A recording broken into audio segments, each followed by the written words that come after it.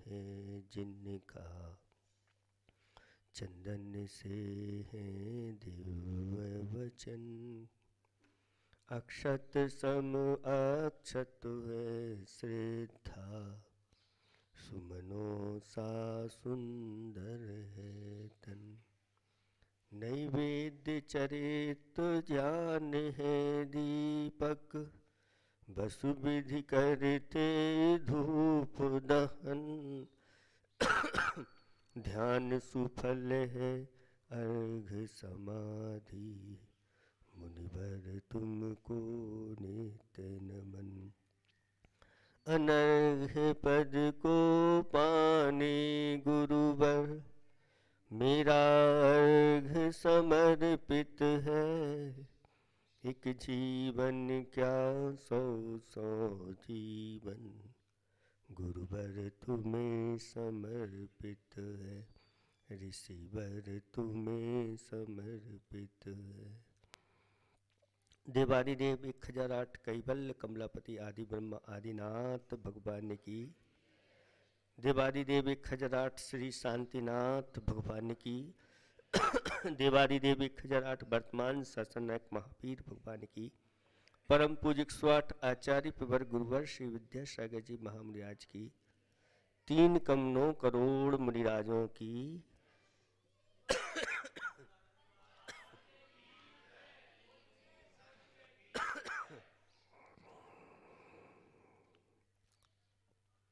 धर्म स्नेही भवात्माओं, संसार में कुछ लोग भाग्यवादी होते हैं तो कुछ लोग पुरुषार्थवादी होते हैं। आप लोग कौन हैं?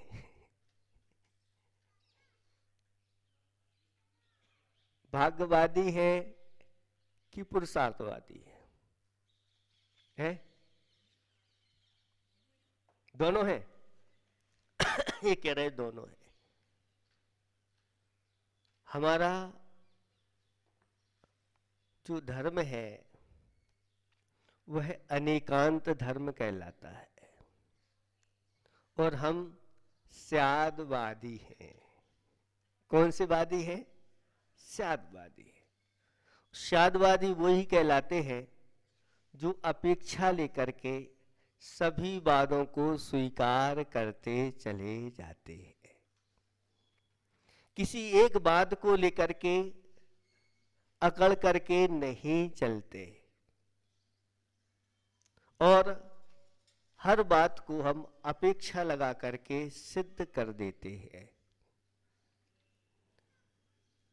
आचार्य भगवंत कहते हैं कि जो जैन धर्म होता है वह जजमेंट का काम करता है। बहुत सारे वकील आ जाते हैं अपने अपने पक्ष को लेकर के, और हाँ, आप अपना पक्ष रख दीजिए, आप अपना पक्ष रख दीजिए, निर्णय तो हमें देना है। और ऐसा निर्णय दिया जाता है जो दोनों पक्षों को पसंद आ जाता है। दोनों पक्ष संतुष्ट होकर के चले जाते हैं। किसी अपेक्षा से भाग्य अच्छा होता है, किसी अपेक्षा से पुरुषार्थ अच्छा होता है। सब जीव अपना अपना भाग्य लेकर के आते हैं कि नहीं? तो ये भाग्य जो लेकर के आए हैं, जो आपने पूर्व में पुरुषार्थ किया है, वही पुरुषार्थ आगे जाकर के भाग्य बन करके चमकने लग जाता है। जिसने जैसा पूर्व में कर्म किया है उसके अनुसार सबको फल मिलता चला जाता है। और जिसका जैसा पुण्य होता है, हीन पुण्य वाले होते हैं तो दर दर की ठोकरें खाते रहते हैं।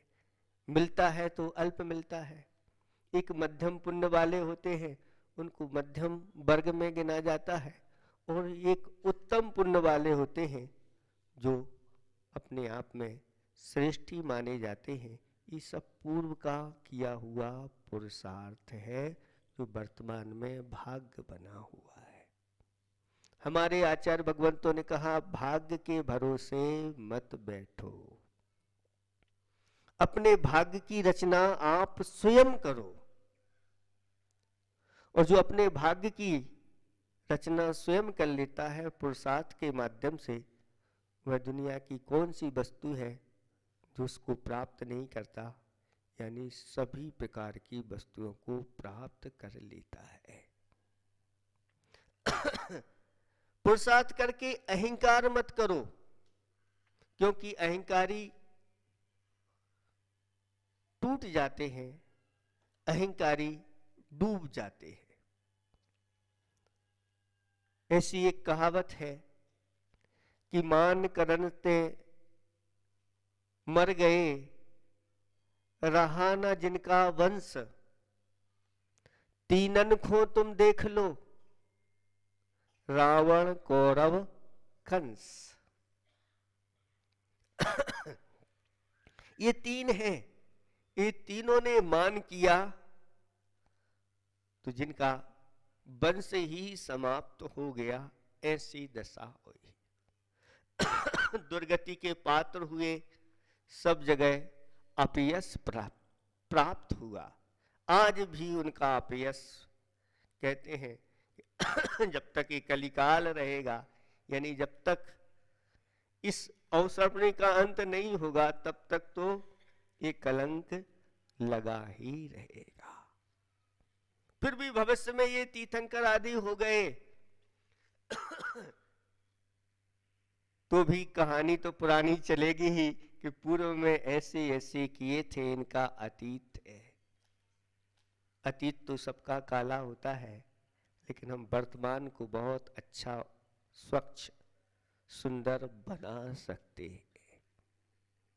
इसलिए अहंकार नहीं होना, हमें तो ऐसा पुरुषार्थ करना है जैसा पुरुषार्थ आप 5 दिन में पंच कल्याणक में देखेंगे कि एक जीव ने कैसा पुरुषार्थ किया और कहां से कहां पहुंच गया। ये सब चीजें आपको देखने को मिलेंगी। और एक ये भी आपका एक पुरुषार्थ चल रहा है, इसको आचार्य भगवंतों ने धर्म पुरुषार्थ कहा है। और ये धर्म पुरुषार्थ पूर्वक जो अर्थ और काम आदि पुरुषार्थ करते हैं, एक दिन वह मोक्ष को प्राप्त कर लेते हैं, ऐसा कहा गया है। इसलिए सबको लेकर के चलना, कौन का पुण्य कहां से कैसे जागृत हो जाए, किसके पुण्य से ये सिद्धियां हो जाए, कह नहीं सकते। एक परिवार में एक सेठ जी के 4 पुत्र थे। उसमें सबसे बड़ा जो पुत्र था वह व्यापार करता था, व्यापारी था, कमा करके लाता था और सब लोग खाते पीते मौज करते थे, क्योंकि घर में जो बड़े होते हैं वो कमाते हैं, बाकी सब आज की बात अलग है, पहले ऐसा ही होता था, घर का एक मुखिया करता था और सब लोग बैठ करके आराम से खाते थे, कोई कमी नहीं होती थी। आज की स्थिति ऐसी है कि महाराज अब तो प्रत्येक व्यक्ति को, प्रत्येक सदस्य को अपना अपना करना पड़ता है, क्योंकि आपकी अपेक्षाएं, आकांक्षाएं बढ़ी हुई है, एक व्यक्ति उनकी पूर्ति नहीं कर पाता। फिर भी घर में अगर एक व्यक्ति पुण्यात्मा है तो सबकी पूर्ति करता चला जाता। उसका विवाह हो गया था, उसकी जो पत्नी थी वह बार बार यही कहती थी, आप कमा करके लाते हैं और सब आनंदित होते हैं। और भी 3 पुत्र और थे, उनसे छोटे थे। एक दूसरे नंबर का था ज्वारी, उसको तो जो कुछ मिलता था सब दांव पे लगा देता था। तीसरे नंबर का जो था वह अंधा था, आंखें उसकी नहीं थी। और चौथे नंबर का जो था वह पुजारी था, यानी भगवान की भक्ति पूजा आराधना प्रतिदिन करता था आनंद के साथ। ऐसे कुछ दिन बीतते गए, लेकिन बार बार बड़े पुत्र की पत्नी ने कहा क्यों ना हम अलग हो जाएं, तो जो कुछ कमाई है सब अपने पास ही रहेगी और बहुत अच्छा होगा।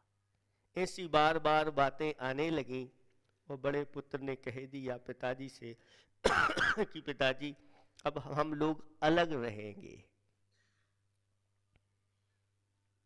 पिताजी ने कहा अब तुमने ठान लिया है अलग रहने के लिए, तो क्यों ना ऐसा किया जाए कि एक बार सभी मिलकर के तीर्थ यात्रा कर ली जाए।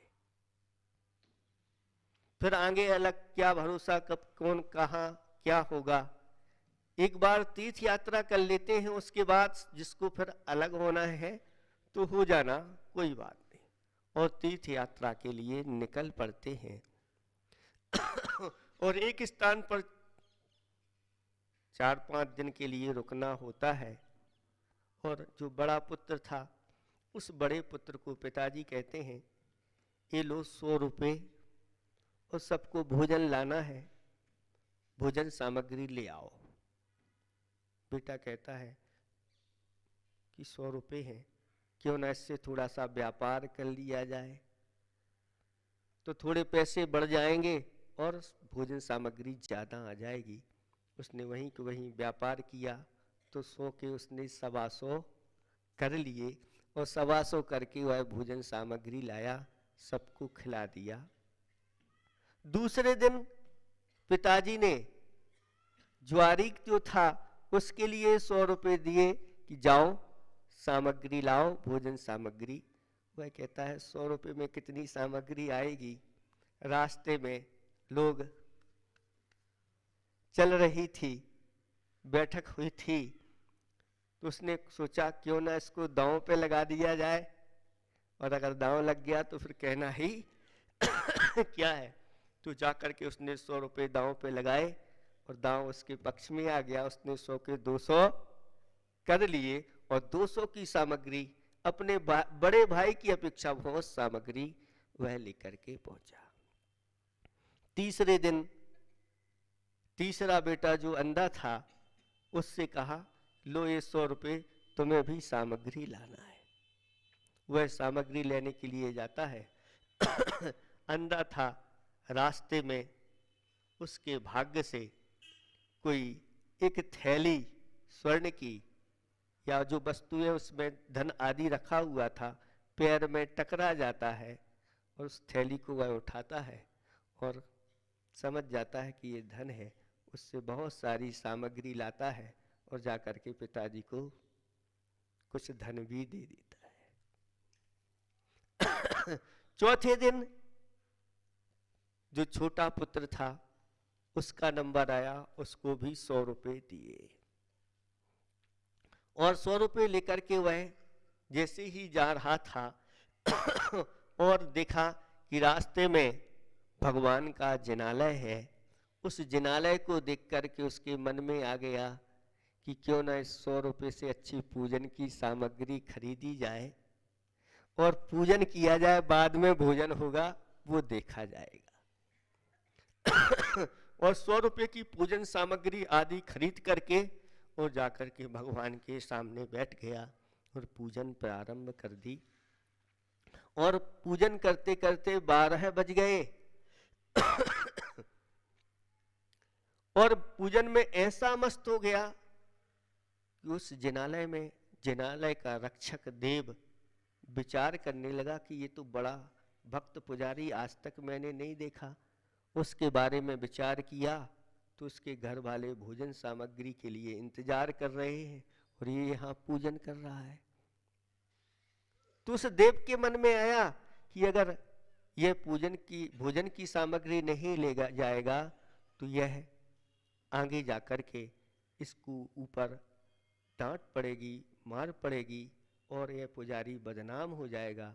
उस देव ने उस व्यक्ति का रूप बनाया और बहुत अच्छी अच्छी सामग्री खाने पीने की गाड़ी में भर करके और पहुंच गया। सब लोग देख कर के रह गए कि इतनी सारी सामग्री। उन परिवार वालों ने तो भोजन किया ही और गांव वालों को निमंत्रण दे दिया। गांव के लोग भी भोजन करके सब चले गए। और यह जब पूजन करके घर पहुंचता है और सोच रहा था कि अब तो घर डांट पड़ेगी, लेकिन वह कहता है कि पिताजी, हमने जो सामग्री थी, जो आपने 100 रुपये दिए थे, उससे पूजन सामग्री करके पूजन कर ली। मैं तो आप भोजन नहीं ला पाया। तो पिताजी कहते हैं, क्या कहते हो बेटा, अभी अभी तो तुम गाड़ी में भरकर कितनी भोजन सामग्री लाए थे और हम लोगों ने भी भोजन किया और पूरे गांव को, नगर को भी भोजन करा दिया। उसकी समझ में आ गया कि ये सब भगवान की कृपा से ही हुआ है। किसी ने कहा है कि भगवान जो होते हैं वह किसी आंखों को अपनी कैसी करते हैं, नासा दृष्टि, किसी को और देखते भी नहीं, हाथ पर हाथ रख करके है। और भगवान किसी को कुछ देते हैं क्या है? सब लोग गर्दन हिला रहे हैं। अभी भगवान की पहचान आपको नहीं है। दुनिया में जो चीज कोई नहीं दे पाता वो भगवान देते हैं। किसी ने कहा है कि प्रभु वो दरवेश हैं जो सबकी खबर रखते हैं। प्रभु वो दरवेश हैं जो सबकी खबर रखते हैं, नजर उठाते नहीं पर झोलियां भर देते हैं। अंधों को उजालों की किरण, लंगड़ों को पग देते हैं, बहरों में गूंगों, बहरों में शब्दामृत भर देते हैं, दवाई देते नहीं पर रोग सब हर लेते हैं। प्रभु वो दरवेश हैं जो सबकी खबर रखते हैं। जिन्हें सच्चे भगवान के ऊपर विश्वास होता है वह भगवान की भक्ति पूजा आराधना करता है। शास्त्रों में कहा गया है, भगवान ने ही कहा है कि जो ऐसे सच्चे देव शास्त्र गुरु की प्रतिदिन पूजन करता है, ऐसा कौन सा उसके लिए कल्याण का कार्य है जो उसके सामने नहीं आता। एक मेढक ने मुख में पंखुड़ी दबा करके भगवान की पूजन करने के भाव लेकर के जा रहा था समो शरण में कि मैं भी भगवान की पूजा करूंगा, लेकिन रास्ते में वह राजा सैनिक के हाथी के नीचे आकर के मृत्यु को प्राप्त हो गया। समोषण में वह पूजा नहीं कर पाया, लेकिन पूजन के भाव लेकर के जा रहा था और मृत्यु को प्राप्त हो गया। और क्षण भर में वह स्वर्ग में जाकर के रिद्धि संपन्न देव हो गया। और वहां देव बनकर के उसने अवधि ज्ञान से जान लिया ये भगवान की पूजा के भाव करके मैं जा रहा था, उसका फल है। फिर जो जिनेंद्र भगवान की प्रतिदिन अच्छे अच्छे द्रव्य से पूजा करता है, उसको स्वर्गों के इंद्रों के साम्राज्य की प्राप्ति हो जाए, तो इसमें कोई संशय की बात नहीं, कोई संदेह की बात नहीं। और दिव्य दिव्य सामग्री लेकर के भगवान के सामने वह देव आ जाता है और भगवान की लिए चढ़ा देता है। सभी लोग देख रहे हैं ये अचानक बीच में कैसे आ गया। उसके मुकुट में मेढक का चिन्ह बना हुआ था और राजा सैनिक ने पूछ लिया भगवान से कि ये अभी अभी बीच में कैसे आ गया। तो भगवान ने कहा यह मेढक पूजा के भाव लेकर के आ रहा था, तुम्हारे हाथी के नीचे दब करके मृत्यु को प्राप्त हो गया, उसका ही इसने ये फल प्राप्त किया है। कामदुही कामदाहिनी सभी प्रकार के मनोरथों को करने वाली जिनेंद्र भगवान की पूजन है।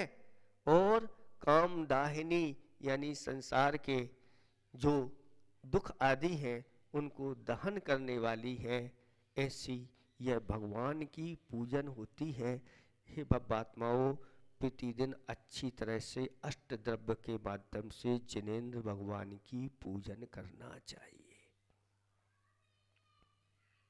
हम भोजन के लिए तो कितने तैयार रहते हैं, लेकिन बिरले लोग होते हैं जो पूजन के लिए तैयार रहते हैं।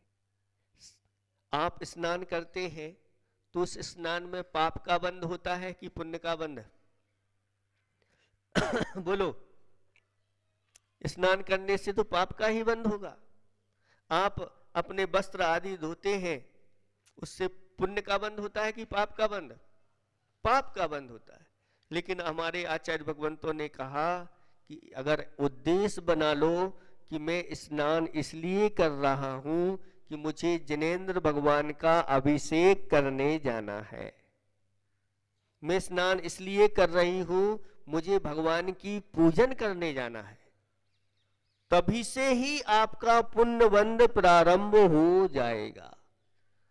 और ऐसा लिखा हुआ है कि मन में अगर विचार आ गया कि मुझे भगवान के दर्शन करने जाना है, तभी से ये पुण्य बंध प्रारंभ हो जाता है। और फिर आप स्नान करके अच्छे शुद्ध वस्त्र पहन करके हाथों में अच्छी सामग्री ले जा करके भगवान की पूजा पाठ करते हैं। भगवान के द्वार में कभी खाली हाथ नहीं जाना चाहिए। डॉक्टर के पास आप जाते हो तो खाली हाथ खाली जेब जाते हो? बोलो, नहीं जाते। कहा है जब भी डॉक्टर के पास जाओ, वैद्य के पास जाओ, खाली हाथ नहीं जाना, नहीं तो काम सिद्ध नहीं होगा। राजा के पास जाओ तो कुछ लेकर के जाओ, खाली हाथ नहीं जाना, काम सिद्ध नहीं होगा। गुरुओं के पास जाते हो, खाली हाथ नहीं।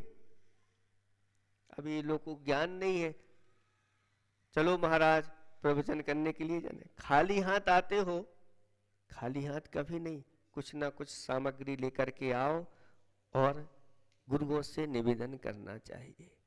मंदिर में भी ऐसी सुनी है व्यवस्था कि इन्होंने अपनी अपनी डिब्बियां यहीं रखी हैं। अभी देखते हैं, पूछा कि ये भाई अलमारी में इतनी सारी डिब्बियां क्यों रखी हैं? तो कहते सबकी अपनी अपनी डिब्बी रखी है, सब खाली हाथ आते हैं और यहीं से उठा करके नहीं, हाथों में द्रव्य होना चाहिए, भरे हुए भावों के साथ होना चाहिए। जैसे ही हमारे हाथ में द्रव्य होती है, हमें पता है हमारा उद्देश्य क्या है, हम पूजन के लिए जा रहे हैं। और अगर नहीं है तो कोई भी रास्ते में मिल गया, पूजन तो छोड़ो, इधर उधर की चर्चा करने लगते हैं। और कोई मान लो सब्जी का ठेला मिल गया, अच्छी ताजी सब्जी है, तो पहले ये खरीद लो, भगवान को बाद में देखेंगे, ऐसी स्थिति हो जाती है। इसलिए सामग्री हाथ में लेकर के, शास्त्रों में लिखा है कि जिनेंद्र भगवान के लिए प्रतिदिन एक अच्छा श्रीफल चढ़ाते। श्रीफल जानते हैं आप लोग? श्री माने संपदा, संपदा को देने वाला कोई फल होता है तो वह है श्रीफल, जिसमें लौकिक संपदा भी प्राप्त होती है और पारलौकिक संपदा भी प्राप्त होती है। एक श्रीफल अगर जिनेंद्र भगवान को हम प्रतिदिन चढ़ाते हैं तो उसका कम से कम अगर कोई फल है तो कितना होगा? तो कहते हैं कम से कम एक राज्य की प्राप्ति तो आपको होगी एक श्रीफल चलाने से। ये कम से कम फल है। जब एक मेढक फूल लेकर के जा रहा था, उसको देवों का साम्राज्य मिल गया। एक ग्वाले ने भगवान के लिए एक पुष्प चढ़ाया, उसके फलस्वरूप अगले भाव में राजा बना। तो जिनेंद्र भगवान के लिए जो प्रतिदिन श्रीफल चढ़ाते हैं, एक राज्य की कम से कम जब पुण्योदय में आएगा तो एक राज्य की प्राप्ति होगी। और उत्कृष्ट फल कितना है? तो कहते हैं उत्कृष्ट फल तो मोक्ष फल की प्राप्ति उसके लिए होती है। लेकिन कितने लोग हैं जो प्रतिदिन श्रीफल चढ़ाते हैं? बताओ, यहाँ पर निम्बाड़ा में कितने लोग हैं? अब आपसे पूछते हैं, अगर 20 रुपए में आपके लिए 1 एकड़ जमीन मिल जाए तो कितने लोग खरीदेंगे? महाराज 20 रुपए में एकड़ की बात छोड़ो, आप तो एक प्लाट दिला दो हमारे लिए। बोलो, एक प्लाट मिल जाएगा 20 रुपए में तो कितने लोग खरीदेंगे? सब खरीदेंगे, इधर से सब खरीदेंगे। तो जब भगवान ने कहा, आचार्य भगवान कहते एक श्रीफल चढ़ाने से तुम्हारे लिए एक प्लाट नहीं एक राज्य की प्राप्ति होती है, और एक राज्य छोटा नहीं होता। कितना बड़ा राज्य होता है, उसमें कितने नगर होते हैं, कितने गांव होते हैं, कितने जिले होते हैं, कितनी भूमि होती है, ये सब आप जानते हैं। लेकिन फिर भी आप नहीं चढ़ाते, इसका अर्थ है आपको सच्चे देव सद्गुरु के ऊपर श्रद्धा नहीं, उनकी वाणी के ऊपर श्रद्धा नहीं है।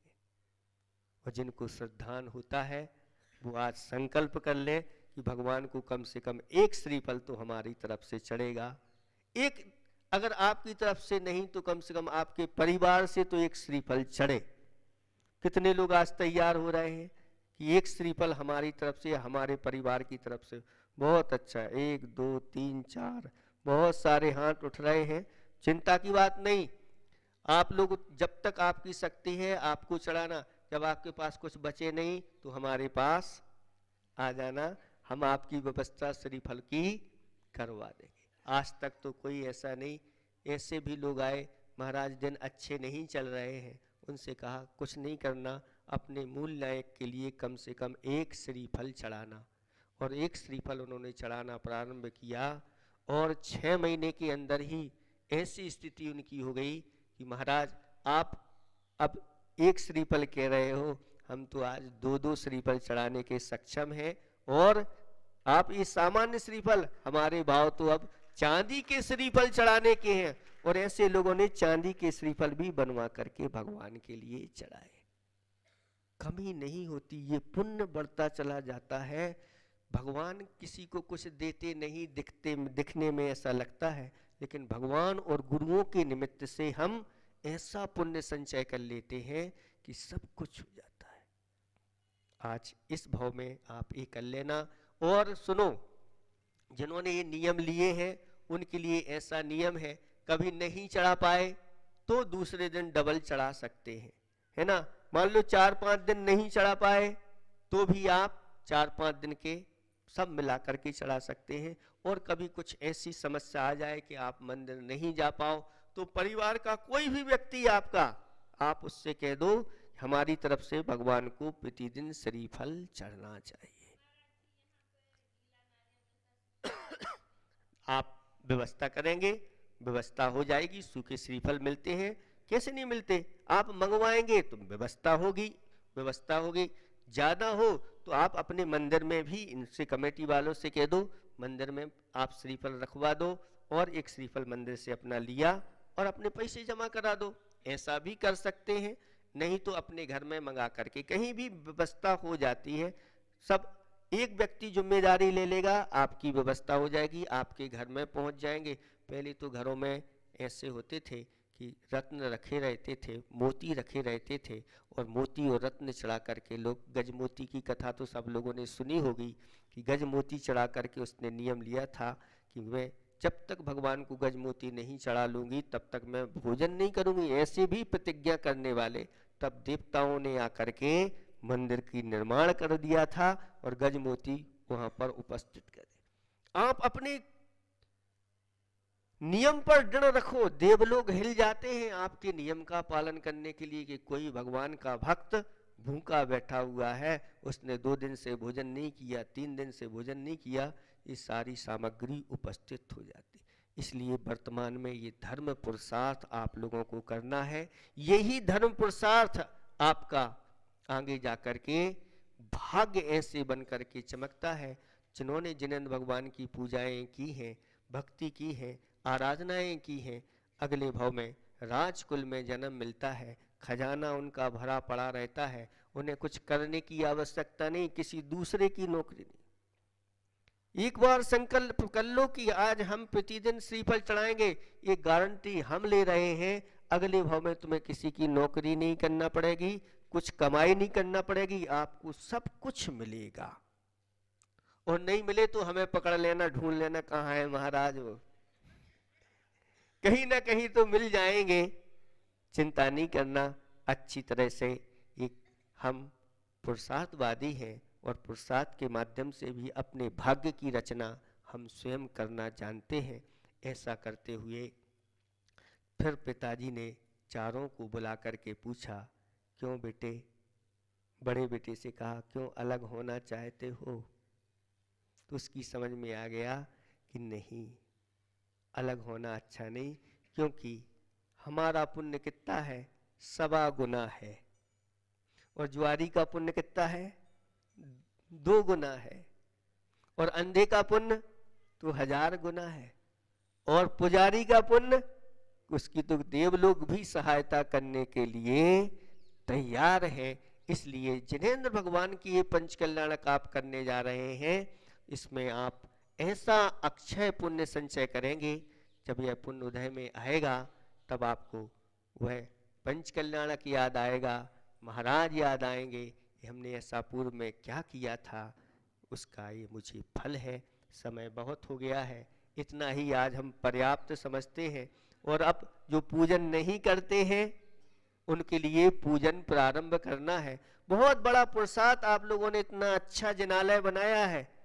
जो आते हैं, कैसा जिनालय, अभी तो जिनालय बाहर से दिख रहा है, भीतर से अभी तो श्री जी इस पे बैठे नहीं है। जब श्री जी के दर्शन करेंगे तो लोग कहेंगे वास्तव में इन लोगों ने, निम्बाड़ा वालों ने बहुत अच्छे कार्य किए हैं, और जिन्होंने इसमें सहयोग किया है उनकी भी तारीफ करेंगे, और वो भी कहेंगे कि हमारे यहाँ का जिनालय भी ऐसा ही होना चाहिए। क्योंकि इन जिनालय के माध्यम से, प्रतिमाओं के माध्यम से, साथ साथ में अगर ये जिनालय नहीं मिलता तो आपको ऐसे गुरुओं का सानिध्य भी नहीं मिलता। और आपके घर कैसे पवित्र होते? शास्त्रों में लिखा है कि जिन घरों में ऐसे दिगंबर साधुओं के चरण नहीं पड़ते, वह घर स्मशान के समान होते हैं। और जिनके यहाँ ऐसे दिगंबर साधुओं के चरण पड़ जाते हैं, उनके घर कैसे हो जाते हैं? पवित्र हो जाते हैं। नहीं तो आपके घर में तो मृत्यु होती है और निकल जाते हैं। तो जिस घर में मृत्यु होती है वह क्या हो गया? स्मशान हो गया। लेकिन गुरुओं के जहाँ चरण पड़ जाते हैं, उनके घर पवित्र हो जाते हैं, घर वाले भी पवित्र हो जाते हैं, और ऐसा पुण्य संचय कर लेते हैं। कहा है कि ये चिंतामणि रत्न के समान मुनिराज हुआ करते हैं। चिंतामणि रत्न देखा है आप लोगों ने? किसी ने देखा है? चिंतामणि रत्न से जो आप चिंतन करो वो प्राप्त होता चला जाता है।